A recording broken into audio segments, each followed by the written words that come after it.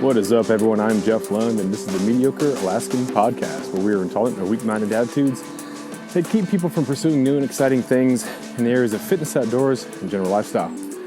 I'm on a hike right now. I'm coming back down from scouting out the lower bowl of a mountain that I'm going to want to hunt in August, September, October.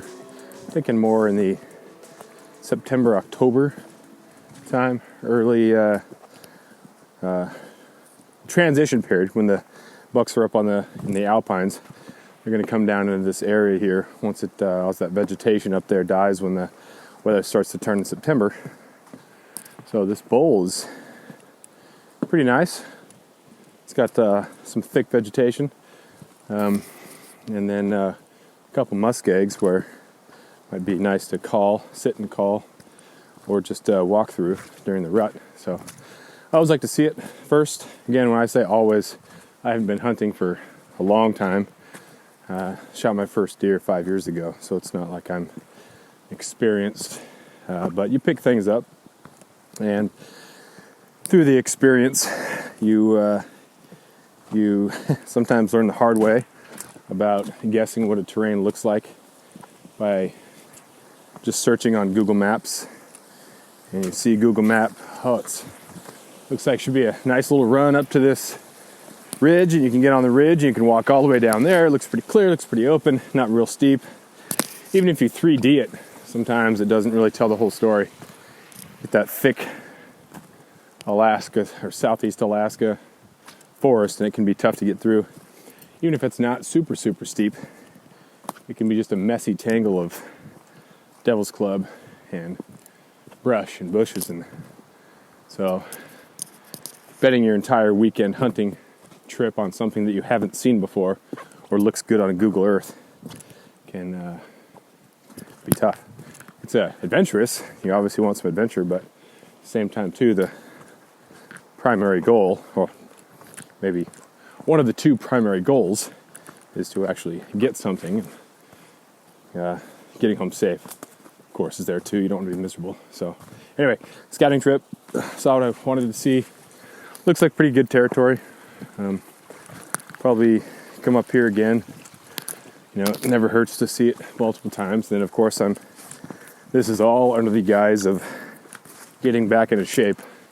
Spend a lot of time during the winter, and you stay in shape for the most part, but you're not in that really good alpine hiking shape that you need to get into, especially when it comes to carrying heavy packs. You want to keep things safe and be able to do whatever you need to do. So people have asked me about bears when I hike, and I grew up on Prince of Wales, and the first hikes we did, none of the hikes, I don't ever remember having a gun. I know Dad brought a .357 mag when we would go camping at the Forest Service cabins, but I think part of that was for protection. Part of it was just to kind of get my brother and I shooting. I remember the first time we were at the Stanley Creek cabin, and I'd never shot a gun before. I can't remember how old I was. I was pretty young. So he did the stand behind me thing and held the gun with me. And the biggest thing wasn't, I expected the gun to kick just because I'd seen it kind of happen, but it was just the noise. And when you hold it and you create that violence, that was a big shock. I wasn't a big fan of it.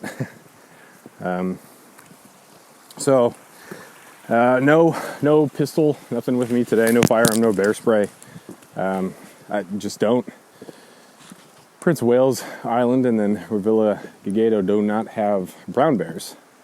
There are tails, I guess, on the back side of Revilla having brown bears, but none of these trails on the front side have any brown bears. So,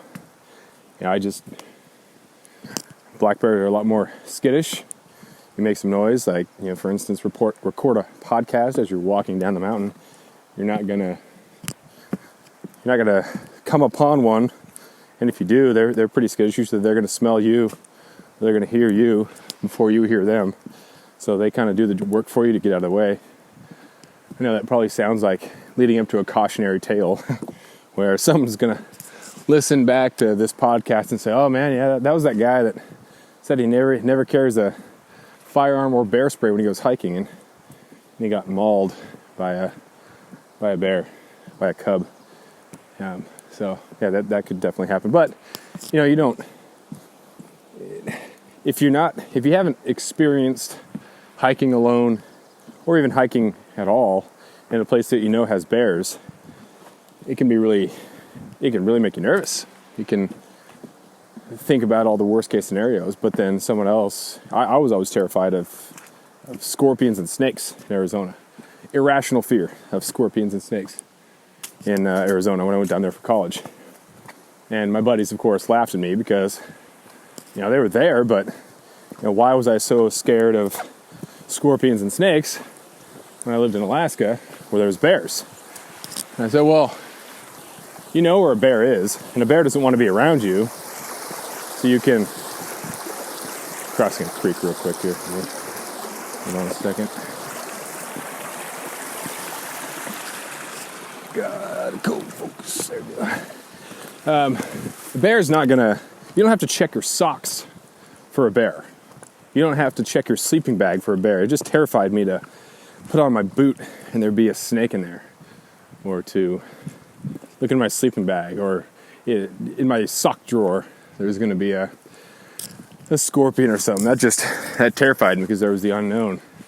When there's a bear, you kind of know where it is, and it doesn't want beef, so it's going to do what it needs to get out of the area. Whereas a scorpion doesn't care. They seem like they're more instigators. Like they don't mind. They're going to take this nice little sock drawer, they're going to make it home, and confrontation will ensue. For the record, that never happened when I was in Tucson. I saw a couple rattlesnakes. Actually, I think I saw more rattlesnakes in California when I was fishing there than I did in... Ooh, there's some... I missed that on the way over. Looks like some wolf poo. Oh, man. Nice little muskeg right there. It's interesting coming down the mountain. You see everything from a different angle. Heading up, it's particular trees are in the way, or the branches are in the way, so you're heading down. It's like a whole new experience. Everything is in front of you that was behind you before. So kind of interesting there. So I guess the comfort level of knowing black bear around, I'm fine with it. If I am hunting, then I usually take a sidearm. Just because I will be having meat on me or with me. But again, black bears aren't necessarily that aggressive when it comes to, they'll sneak into camp and try to take meat that's hanging, or that's not near you, or eat food. But I can't imagine a situation. Whoa! Oh, down. Slip fell. Hey, we'll talk about other dangers with. Oh, yeah, that was a good one. This trail has some wooden planks, and with this water that's rain, slipped, fell, had the feet slide forward, so they didn't come up off, but they slid forward. I felt the hamstrings really cinch down and the butt pucker, so it was kind of a slide into second base type thing. It wasn't a feet up over the head. But that's a good way to hurt a hamstring or tweak a back. So anyway, yeah. Black bear, probably not going to attack you if you've got meat on your pack. But having the rifle that you had to shoot the deer with is at the ready is a good idea. So no bear spray for me on this hike. No sidearm for me on this hike. Not worried about it whatsoever. So, yeah, if I were to be concerned about every possibility of every bad thing that could happen, then I certainly wouldn't drive, that's for sure. When I drive to school in the morning, I do my job, but the chaos factor of other drivers, which is essentially what we're dealing with the variable of a bear, the unforeseen reaction, scared, whatever, that could That's not all that dissimilar, I would suppose, to someone who's texting while driving or someone who's been drinking. So there it is. Other stuff about hunting here on this trail. I used to really like hiking for the sake of hiking, but as long as that hike led to somewhere that there was a really big reward. So you get to the top and you have your endorphin dump or your dopamine dump, and you did the work to get to this beautiful spot. That was always the reward at first, getting to a high point where, you know, there's no further trail, nowhere else to go. I wasn't ever really a big fan of going on hikes that led to a lake, because above the lake was more terrain, and above the lake was, you know, more wild things. I just felt that, well, why am I not going up there? And that's not to say that every hike I've ever been on was on the top of a mountain. I've enjoyed other hikes. This hike I didn't go to the top. It's all cloudy and that up there, and I just wanted to explore the bowl anyway. But as far as initial motivations for hikes, it was to get to the tops of things or see cool things. So I really had kind of a bad attitude about some of the hikes that you're just kind of walking through the woods, because you're just walking through the woods. I've seen the woods before. I've been in the woods before. This little creek is nice, and it looks like a lot of other little creeks that I've seen before. And this moss and this muskeg, and that's just all, I've seen it before. I know that makes me sound like a jerk, but it's the truth. So between that and now that I hunt, it's hard at times for me to get psyched about a hike that I'm not doing something else for. I'm hiking here today to scout out this bowl, so it's not just about seeing the creek, seeing the forest. It's about looking at it through the eyes of a predator, and is this going to be a good spot where I could hunt? So then I have to check myself on both, because then I sound like a huge jerk. A, that everything is redundant and the woods are boring, and that getting to a lake isn't good enough, and that the only reason I ever hike is that I can either kill something that day on that trip or later on, which totally isn't true. But if I don't check myself every once in a while, then I might kind of fall into that. But there's an undeniable part of scouting and of getting out into the woods and looking at everything through the eyes of someone who is planning on being back here to procure food. I'm looking at the bushes. There's blueberry bushes all over here, which then make me think that this might be a decent spot if the bears happen to be in some alpine and they come down here. It's food for them as well. I've seen some digs where they've been digging out skunk cabbage roots. The creek that runs all the way down and runs to the ocean has salmon, but only in the bottom portion of it. I'm up in the higher spot where there are no fish, so food sources for bears. I'm not just looking at the woods, I'm looking at it at what exactly is here and what is particularly conducive to eating for bears. And I'm looking at it, same thing for deer.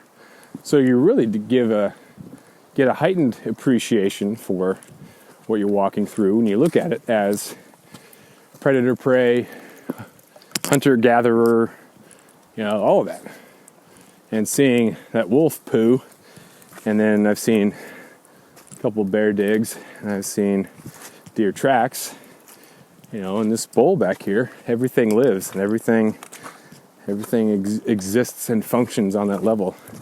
So I think it's okay to go on hikes and look at it from that perspective, not just have my little guidebook out and be able to identify everything here. Step down a little creek bed here. Not just be able to say this is a spruce tree and this is a dogwood plant and this is this type of fern. I know what eats that. After years of fine print contracts and getting ripped off by big wireless providers, if we've learned anything, it's that there's always a catch. So when I first heard that Mint Mobile offers premium wireless starting at just $15 a month, I thought, what's the catch? But after talking to them and using their service, it all made sense. There isn't one. Mint Mobile's secret sauce is that they're the first company to sell wireless service online only. They cut out the cost of retail stores and pass those sweet savings directly to you. For anyone who hates their phone bill, Mint Mobile offers premium wireless for just $15 a month. I was hesitant about having to get a new phone and a new phone number, but with Mint, you can use your own phone with any Mint Mobile plan and keep your same phone and your same phone number along with all of your existing contacts. Mint Mobile gives you the best rate whether you're buying for one or for a family, and at Mint, families start at 2 lines. All plans come with unlimited talk and text plus high-speed data delivered on the nation's largest 5G network. Switch to Mint Mobile and get premium wireless service starting at just $15 a month. To get your new wireless plan for just $15 a month and to get the plan shipped to your door for free, go to mintmobile.com/waypoint. That is mintmobile.com/waypoint. Cut your wireless bill to $15 a month at mintmobile.com/waypoint. This is food for bears. This is food for deer. That's a cool thing that I didn't used to experience until I picked up hunting. I didn't see the woods for that. I saw it as what you got through as quick as possible to get to the end, which was the top of a mountain or something like that. Now I can kind of enjoy the process a little bit more, but I still hike pretty fast, which I shouldn't do. Treating it more of a cardiovascular exercise right now. You know, I'm headed down. There's lots of roots and things to step over, and there's mud, and I get to the side. Hopefully those breaths don't sound like I'm wheezing, like I'm Piggy from Lord of the Flies and have asthma. So as far as hikes in the Ketchikan area that are good for training or for tourists or for fun or for hunting, pretty much all of them can be used as a jumping off point for hunting. If you go up even like the Rainbird Trail, which is right in town by the library, you get off the Rainbird Trail, and some people take that and spur off that and go hunt. Lunch Creek out north, hike up that, take a right or left, have some muskegs, and you can walk around there. Silvis, way out south. You're hiking up there. There's some beautiful land up there. And of course, if you're goat hunting, you're seeing goats. If you happen to draw a tag for that area, it's pretty nice. So, and then everything in between. Lunch Creek is the northernmost. Silvis is the southernmost. And everything in between can serve as trailheads for hunting. As far as some of the stuff in the central part of the island, those are some of the most fun hikes. The best bang for your buck hike is definitely Dude Mountain, because you drive so much of it. You're not starting at the base, or you're not starting at sea level. If you're going up Deer Mountain, the trailhead has some elevation, but you know you're climbing up most of the mountain, so it's a pretty hefty task. Climbing over a dead spruce right now that fell down. Gotta get up on top and hop down. So Deer Mountain, tough, beautiful hike when you get to the top. There's only those 2 lookouts as you're heading up, so you kind of have to appreciate the forest. And there's the shale rock is pretty neat and different than some of the other areas, but can be real slick, especially if it's wet and you're running down. I learned that lesson. But Dude Mountain is great because you drive up old logging roads that are still serviced, and then you get to the trail, and it's maybe 45 minutes to the top. And it's one of the taller mountains on the island. So you get to drive most of the elevation, and you're only talking 45-minute hike to get to the top, whereas Deer Mountain is a couple hours. Then you got to go back down. So you can be up and down, get to the top of Dude, hang out for a little bit, and be back down as like an after school or afternoon activity. It's not a whole day thing. Not that Deer Mountain is, but you're going to be a lot less gassed. And from there, there's a lot of other little offshoots. You can head over to Diana, to Brown Mountain. So Dude is a great one. Get you really high in elevation. Then you can go from there to explore and do other hiking. I'm a big fan of the Carolina Trail. It's sort of the middle of Ketchikan. I know how to get, what road is that? You drive to Carolina, get to the trailhead. The first little bit, a quarter mile or so, is a road, and then it takes you to a lake. And like I said, that's when it starts. So then you go, well, at least for me, if I just get to I've never gone to Carolina just for the lake. A, because it's only 45 or a quarter mile, and B, once you get to the lake and you look up, there's no way you can stop there. Just seeing that inviting ridge that's up there, and oh man, it calls to you. So you get to the lake, you walk the length of the lake, and then you head up. The Carolina Trail becomes Minerva when you cross this old slide, which is pretty cool. From that slide chute, there's views to the top part of that slide, which is it's really, really old. But oftentimes there's goats up there, which is cool to see. And there's a nice little waterfall in there. It's a good little break spot. But then the Minerva Trail takes over. And then at the end of that, you're in Alpine. And then you just work your way to a saddle. And it's great because it's open views, and you're looking down on Ketchikan, and you're still pretty close. So again, it's definitely an afternoon, no big deal hike. And you're watching the planes land at the airport, and you get to that top spot, and you're looking off the backside at Perseverance Lake and some of those other mountains. Man, it's awesome up there. It's great. So, two favorites would be Dude, because of its ease, and Carolina, because of its ease and its reward. As far as expedition-wise, not like afternoon bang for your buck type hike, Mahoney is so great. You take Silvis, which is out south of town. You take that to Lower Silvis Lake, continue to Silvis Lake. And I hate hiking on roads. I hate it. It just does not feel like I'm hiking. It feels like I'm walking. That's pretty much the same thing, but it's that subtle difference that makes a huge difference. The semantic difference makes a huge difference. So you're on a road which someone maintains the hydro plant with. So there's an opportunity, or there's a chance that you see someone driving on it. And so if you're going out hiking because you want to kind of get away and you want to be one with the woods and see it for what it is, to be on a road where some dude might come by in a little Ford Ranger company truck, it kind of ruins the feeling. But the trail becomes a good hiking trail once you get between, or to Lower Silvis, between Lower and Upper Silvis. It's a cool trail, close quarters. You're making some elevation. You've already made a lot of elevation just to get to Lower Silvis, but you're making some elevation on the side of these hills, which is pretty sweet.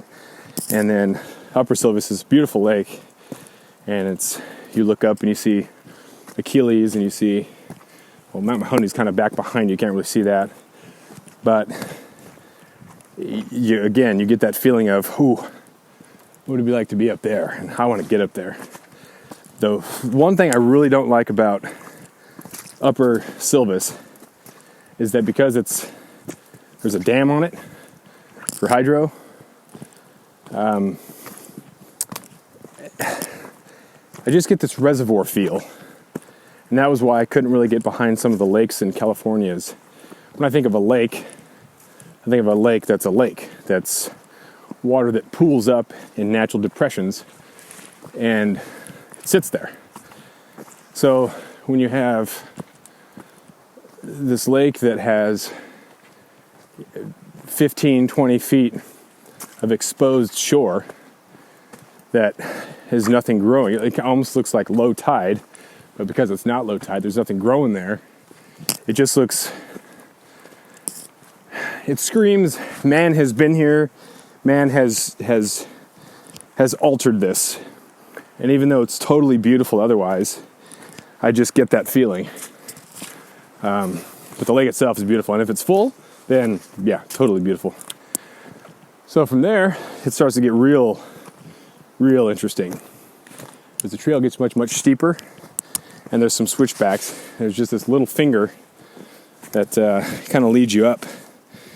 And so you're heading up this steepness, get a lot of elevation pretty quick because you're at the back of the area and there's nowhere to go but up, which is pretty sweet. Have a drink of water here. And then you get to the top and the trail continues all the way to Deer Mountain. It's called the Traverse, which is an awesome hike. It takes a while. I think it's 14 miles. We've done it in a day before. And it was pretty warm, but beautiful hike. If you take a right, you go to the top of Mount Mahoney. And that is my favorite. It takes a lot of work to get there, but it's a great place to camp because you're up at the top of the mountain. And in front of you is going to be the sunset. Behind you, you can see the sunrise. You know, there's just nothing in the way. It's totally clear. There's no like bushes. It's just alpine and some monolithic rock faces. It's awesome. You got goats around there. No elevation can get you any higher. It's great. And the amount of work that you had to do to get there is actually, it takes a while. Maybe 2-3 hours, I think, if you really hustle. And you're going to work for it. You're going to be sore. But you just feel like you worked. And you're not dead, you know. You don't have to train months just to go up Mount Mahoney. It'll hurt you, but it's not just for elite climbers. It's not technical to where you have to have mountaineering training or any of that. So love that. If you are doing the Traverse from Mahoney on, so rather than take the right to go up Mahoney, you go left and you head down a ridge. There's this plunge, there's a little gap in the ridge, and as you're coming back up the other side, it's pretty steep to get down, so you have to kind of take your time. And then as you're coming back up, it's just these smooth rock faces. So there's a rope that's attached there. So you kind of use the rope to assist you in your ascent up the back side of that little gap. Then you go all the way back up to a little peak, and then continue kind of undulating down the ridge until you pass Blue Lake, which is beautiful. A great place to stop, take a swim, and then continue down the ridge to Deer Mountain. You'll start seeing a lot more people as those people have gone up Deer Mountain, go up to Deer Mountain and look around and picnic and hang out, then head back down. So you get a lot more traffic on Deer Mountain, I think, than going all the way up to Silvis or up to Mahoney. So yeah, if you got 2 days, it's awesome. If you can do it in 1 day, no sweat. Like I said, I did it 1 day. I can't remember how many hours it took. 9, 6 in my head, but also 13. So I don't know where the 9 was. I don't know what the 13 was. That's not telling you much, but that's someone probably did it in 9. Someone probably did it in 13. Someone probably took 2-3 days. So somewhere in there. However long you think it's going to take you to hike that distance is how long it's going to take. That's just what hikes are. They take what they take as far as time. I think that kind of does the Ketchikan trail hiking scene. There's a whole bunch of small little trails in the Ward Cove area. One goes around Ward Lake, which is a nice evening jog. Yeah, there's some picnic places that's usually being used, some camping spots. There's usually some people who are fishing at Grassy Point there. Ooh, it's a deep track there.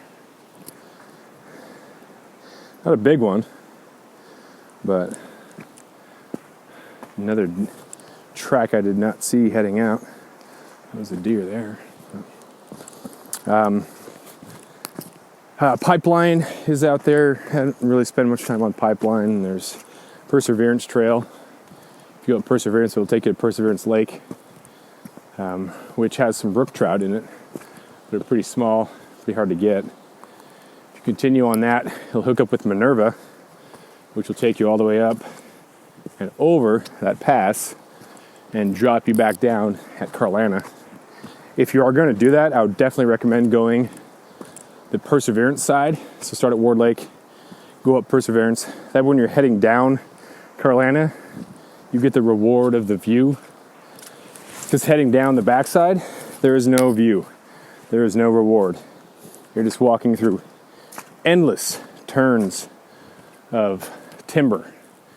And it's not awesome when you're tired. You just want it to be over. So I would recommend going up Perseverance side. There's lots of steps and slick boards.